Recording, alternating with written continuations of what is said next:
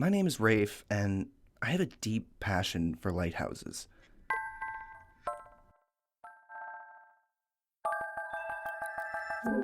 I love everything about them. The history, No one can see a lighthouse without giving a thought to the sea and its constant perils. the mechanics, the movie.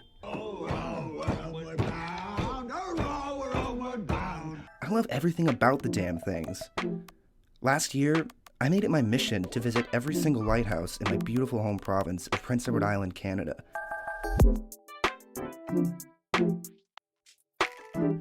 PEI has 63 lighthouses, coming in every shape and size. From towering 100-year-old wooden structures, riddled with ghost stories and heroic yarns from the sea in times of war, to quiet, dank shacks rotting away in a forgotten patch of trees on the side of the road. In this series, I'm going to visit every lighthouse on PEI, and I'm taking you with me. So pack a lunch and bring lots of bug spray, because we're going on a little trip. Oh, and did I mention that we don't have a car?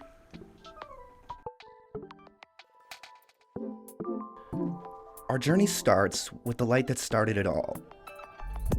It stands on a remote island off PEI's south shore. Its name is known to many on the island, but only the brave dare to take the walk to its sandy shores. This week, on Chasing the Light, we visit the forgotten St. Peter's Island Lighthouse.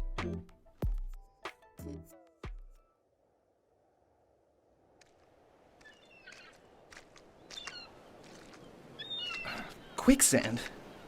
No. What? This isn't right. This can't be happening.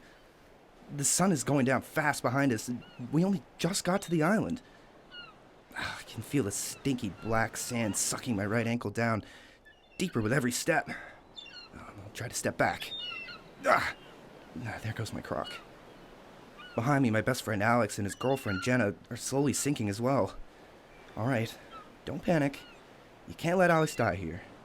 He's your ride home. You've watched a ton of Man vs. Wild. You've got this. The closest help is 45 minutes away at shore, and that's assuming the tourist crowd happen to be having a bonfire and hear our screams. This wasn't supposed to happen. I came prepared for everything.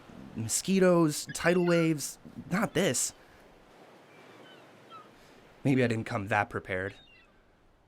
It was a muggy evening in August 2020 when I pitched the idea to Alex about joining me on my lighthouse quest. This was a legitimate adventure, I felt, like, for the first time in a weird way. Other times, it's always fun, but this one was, like, different. And part of it, like I said, was the danger of it, you know? I'd need to make sure this one was big. So I asked him if he'd ever heard of St. Peter's Island.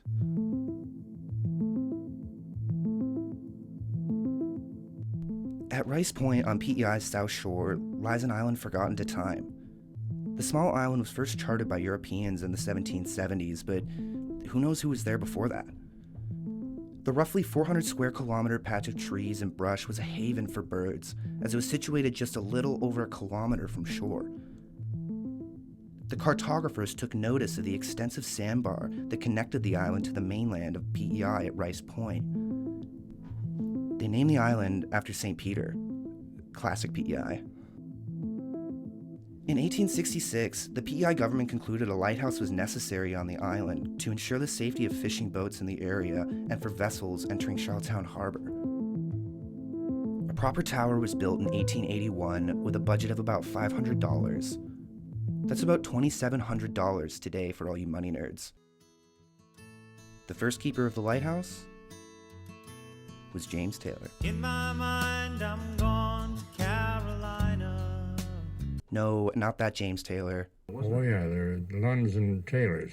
Yes, that one. Bill Redden grew up in PEI in the 1930s.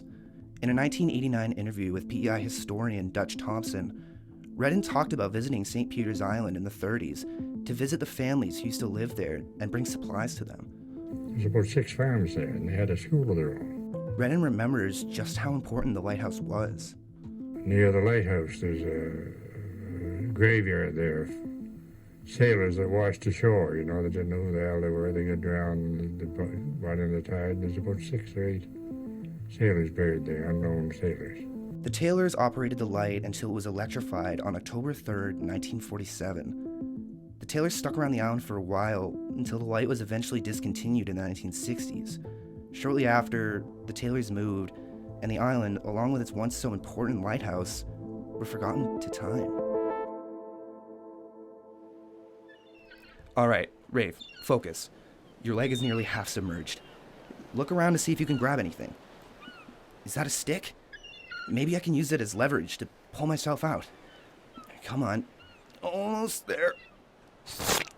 Yes! Ah, we're out. Ah, gosh, that stinks like rotten garbage. All right. Alex and Jenna look like they've gotten out too. Looks like we might just be okay. Damn, 7:30. We probably got another hour of sunlight tops. I think I can see an area where the cliff drops off about 50 yards ahead. Time to make a mad dash for it. This way, guys.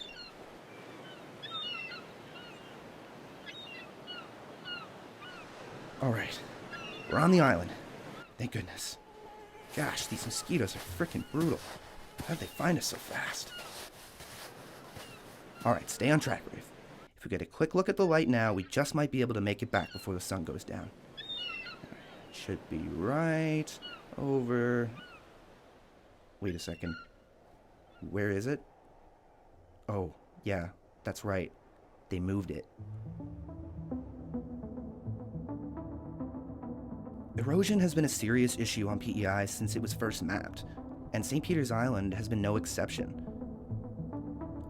Here is a map of what the island looked like in 1880. Here it is again in 1929. And here's the island today. The island has lost almost half of its original landmass in less than 150 years. In the winter of 1883, the government decided to drag the lighthouse across the island to face southward towards New Brunswick. They had to drag this thing over a mile using only horses and logs. You can only imagine how difficult that would have been in the 1880s. Okay, so they moved the lighthouse to the other side. Big deal. This island isn't that big. We can still make it, if we hurry. I think I see a small path leading to what I think is a small building. It's getting harder and harder to see. The brush is thick, and I'm only wearing shorts and one croc. I bite my lip and tread on. We make it through the thicket, but just barely. I can see what appears to be a cabin. There's a fire pit with freshly charred logs and buoys hanging from all the trees. Front door is open. We peer inside with the flashlights on our phones. There are 2 beds and what looks like a wood-fire stove in the center of the room. Piles of Cliff Bars and canned peas fill the cupboards of a worn-down kitchen, and a small table sits by a window. A small black logbook sits on the table with a hand-drawn map next to it. I look through the log and see years of people leaving their mark. "Stayed on the island and left some coffee," said one entry. "Brought some nuts," said another. Not a bad spot to stay the night, I'm thinking. I pitch the idea to Alex and Jenna. They're less enthusiastic. I go outside and take a look around on the front porch. I can barely see anything now, and definitely no sign of the damn lighthouse. I can see from the hand-drawn map that we've landed in an area of the island called the Thicket, possibly the worst place to see the lighthouse. The decision was made. We're going back. It shouldn't be that bad, I laughed. We grabbed a flashlight from the cabin, made our entry in the logbook, and began the long walk back.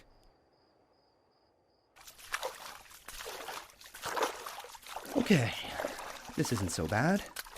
Deep breaths, one step at a time. I think we're going in the right direction. Just keep walking towards the tiny lights.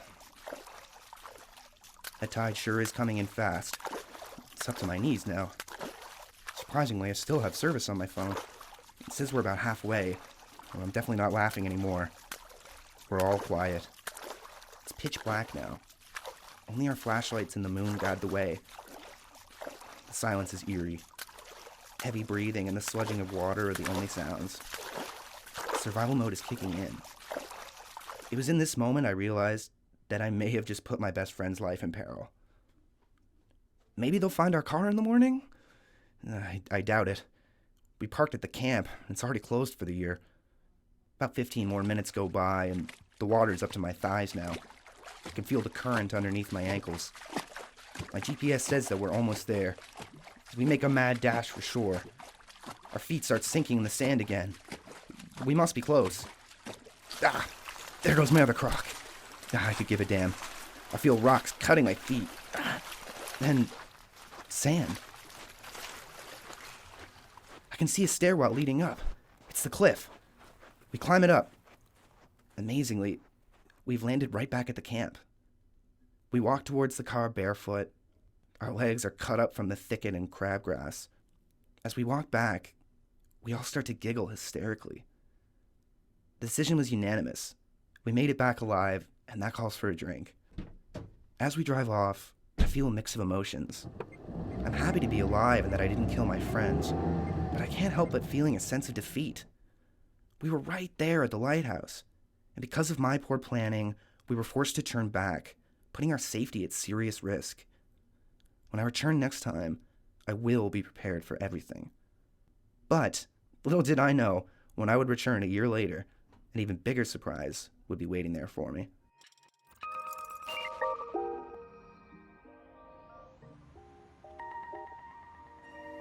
Thank you so much for tuning in to the first episode of Chasing the Light. I want to give a huge thank you to Alex McIsaac and Jenna Short for making this trip possible. I also want to thank PEI historian Dutch Thompson for allowing me to use his research in this episode. Thanks a ton, Dutch. In the next episode, we're hitchhiking 2 hours north to Cascapec Bay, where we'll hop on a boat to visit another offshore lighthouse. If you want to see more photos and a little bit more info, you can follow my Lighthouse account on Instagram at FrownceLights, and you can follow me on Twitter at Right542. Links are down below. Thank you again for tuning in. I've been your host, Rafe, and I'll see you on the next trip.